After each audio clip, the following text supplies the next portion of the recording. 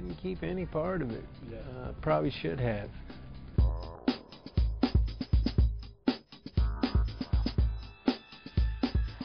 I'm not a big believer in vigilanteism, other than maybe, you know, something like the Monkey Wrench Gang. But I'm not a big believer in it, but I do kind of admire Arthur Poppington's resolve, you know.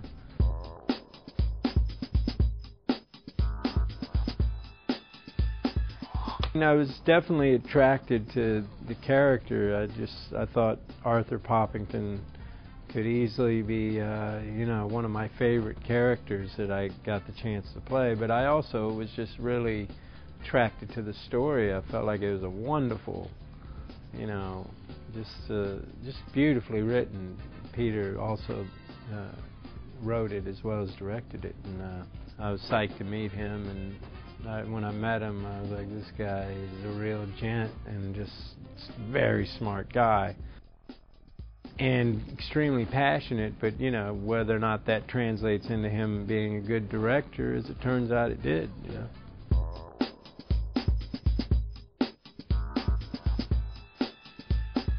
Not always, but I kind of like the message. There's an even more subtle message than that, standing up to crime. And you know, it's the fact that Arthur Poppington was told when he was a child, you know, by his grandfather that the captains of industry killed his mother.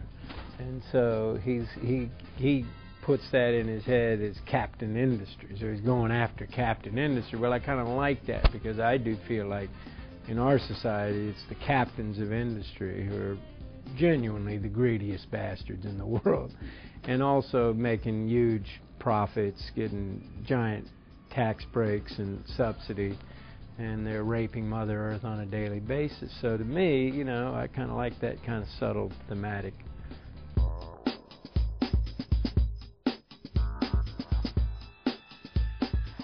Arthur has definitely created this character that he's completely, it's not like he's faking it. In his mind, he is a superhero when he puts on that outfit, you know, so it's kind of cool.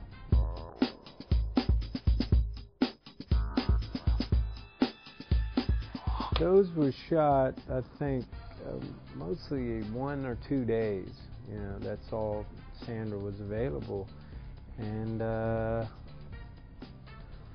you know, I think we shot that starting the second day of shooting, and I had no clue what I was doing. I really was so at sea, and I have to say, it was one of those things where you kind of got to get it together immediately, or, you know, you're going to fail abysmally. So luckily, I ended up really liking what happened on those days with Sandra, and feeling, you know, Rudy, the guy who always drives me here in Toronto, who's a good buddy of mine, you know, Rudy reminded me today that I got in the car after that day of shooting with Sandra and said, I think I'm getting the character.